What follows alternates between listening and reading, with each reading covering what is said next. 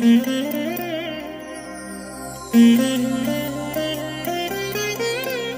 దినం పరము నుండి దిగివచ్చు మాట. ఇది నీ జీవితానికి వెలుగుల బాట. నీ ఒడిలో ఉంచబడిన దీవెనల మూట, అద్భుతాల ఆనంద ఊట. మార్చి 20. ఉదయం యెహోషువ గ్రంథం 4, 5 మరియు 6 అధ్యాయములు. సాయంత్రం లూకా సువార్త 1వ అధ్యాయము 1 నుండి 20 వచనాలు. ప్రియమైన దేవుని బిడ్డలారా, ఈ ఉదయకాల సమయంలో ప్రభు కృప మీకు తోడై ఉండునుగాక. ఎలా ఉన్నారు?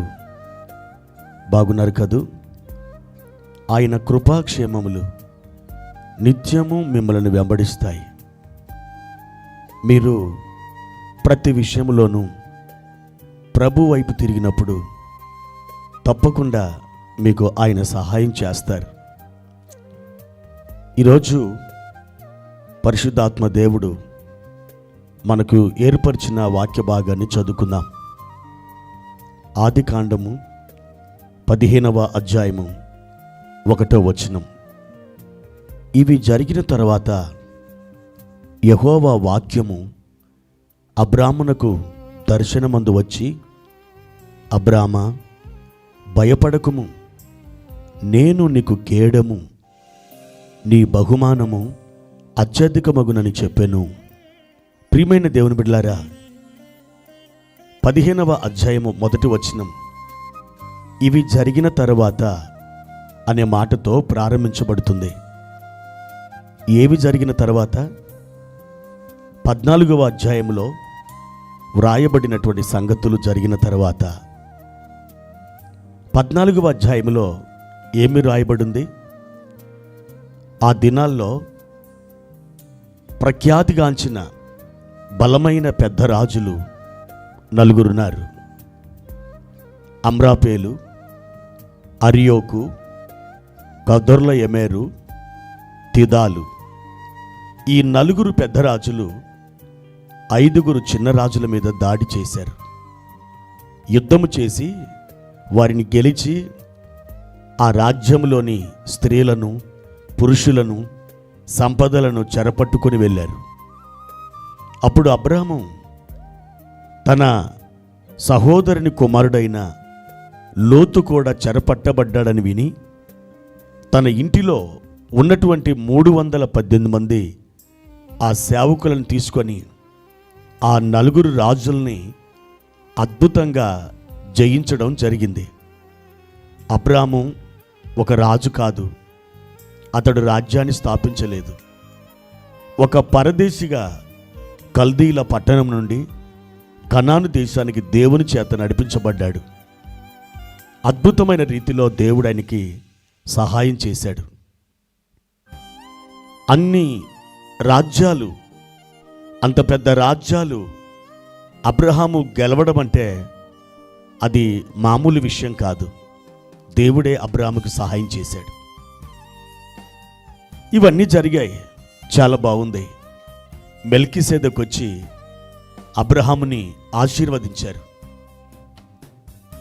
ఈ సంగతులు జరిగిన తర్వాత అబ్రాము దగ్గరికి యెహోవా వాక్యం వచ్చి, అబ్రామా, నీవు భయపడకుము, నేను నీకు కేడము అని అంటున్నాడు. ఇవన్నీ చాలా చక్కగా బాగుగా జరిగాయి కదా. ఇప్పుడు అబ్రాముకి భయం ఎందుకు వచ్చింది? దేవుడు ఎందుకు భయపడవద్దు అంటున్నాడు?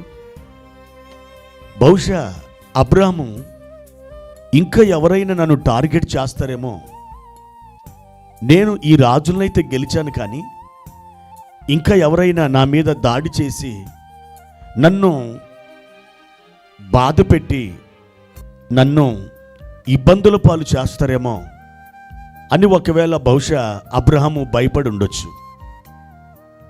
అయితే దేవుడు అంటున్నాడు, అబ్రామా, నీవు భయపడకుము, నేను నీకు కేడము అంటున్నాడు. దేవుడు ఎంత బాగా మాట్లాడుతున్నారు. డాలు, కేడము అనే 2 మాటలు బైబిల్లో మనం చదువుతాం. ఇది యుద్ధ పరికరాలు. దేవుడు యుద్ధ భాష మాట్లాడుతున్నాడు. ప్రియమైన దేవుని బిడ్డలారా, డాలు అనగా గుండ్రముగా ఉండి వెనక వైపు ఒక పిడి ఉంటుంది. దాన్ని పట్టుకున్న సైనికుడు ఎదురుగుండా ఎటువంటి బాణాలు కానీ, రాళ్ళు కానీ, ఆయుధాలు కానీ శత్రువు విసిరినప్పుడు ఈ డాలు పట్టుకున్న ఈ సైనికుడు వాటి నుండి అద్భుతంగా రక్షించబడతాడు, తప్పించబడతాడు. అయితే కేడెం కూడా అదే ఉద్దేశంతో సైనికుడు దాన్ని చేత పున్నుతాడు. కేడెము ఒక త్రిభుజ ఆకారంలో ఉంటుంది. కిందికి చాలా పొడవైనటువంటి ఇనుప రాడ్ మొనతేలి భూమిలో నాటిన తర్వాత ఈ సైనికుడు ఆ కేడెం చాటుకుండి ఎదురుగా ఉన్నటువంటి శత్రువుతో యుద్ధమాడతాడు. వెంటనే ఆ ఎదురుగా ఉన్నటువంటి శత్రువు ఇతని మీద ఏదైనా ఒక ఆయుధం ప్రయోగించినప్పుడు ఈ కేడెమునకు తగిలి అది వెనకకు వెళ్ళిపోతుంది. ఆ విధంగా ఈ సైనికుడు రక్షించబడతాడు, ఏ అపాయం లేకుండా కాపాడబడతాడు. దేవుడు అంటున్నాడు, అబ్రామా, నేను నీకు కేడెమునై ఉన్నాను, నీవు భయపడవద్దు అని చెప్తున్నాడు. ఈ ఉదయకాల సమయంలో ప్రభు మీతో మాట్లాడుతున్నారు, నా బిడ్డ, నేను నీకు కేడెముగా ఉన్నాను, నువ్వు భయపడకు. అవును, శత్రు కుతంత్రాల లేకపోతే సాతాను పోరాటాల నీ జీవితం అంతా కూడా ఒక పోరాటములో ఉందా? ఈ యుద్ధ భూమిలో నీవు భయానికి గురై ముందుకు సాగి వెళ్ళలేకపోతున్నావా?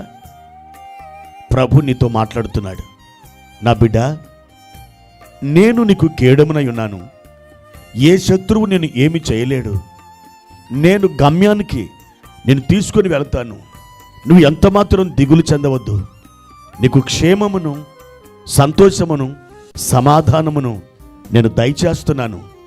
ఒకవేళ ఏ శత్రువైనా నీ మీద దాడి చేస్తే ఆ శత్రువు ముందు నన్ను టచ్ చేయాలి, కానీ నన్ను తాకి ఆ తర్వాత వాని యొక్క ఆయుధం నీ మీదికి విసిరి నీకు అపాయం చేయగలిగినటువంటి వాడు ఎవరు లేరు. నీవు ధైర్యంగా ఉండు, నేను ఎల్లప్పుడూ నీకు కేడెమునై ఉన్నాను అని ప్రభు నీతో మాట్లాడుతున్నారు. ప్రార్థన. పరిశుద్ధుడా, ప్రేమ కలిగిన తండ్రి, మీ ఘనమైన నామానికి వందనాలు. నీవు మాకు కేడెమై, మాకు డాలువై ఉన్నావు. సాతాను విసిరిన బాణాలు, శత్రువులు విసిరిన ఆయుధాలు మాకు తగలకుండా మమ్మల్ని కాపాడువాడవు. మా నాయన, మిమ్మల్ని స్తుతించి గణపరుస్తున్నాం, మిమ్మల్ని మహిమపరుస్తున్నాం. మాకు తోడుగా ఉండి మమ్మల్ని నడిపించే దేవుడవు, మాకు క్షేమమును దయచేసే తండ్రివి. నీవు ఎల్లప్పుడూ మాకు కేడెముగా ఉన్నందుకు మీకు కృతజ్ఞతాస్తుతులు చెల్లిస్తున్నాం. ప్రతి విధమైన భయములో నుండి మా ప్రియులను తప్పించి విడిపించి వారికి ఆదరణ దయచేయమని యేసు నామములో అడిగి వేడుకుంటున్నాము తండ్రి. ఆమెన్.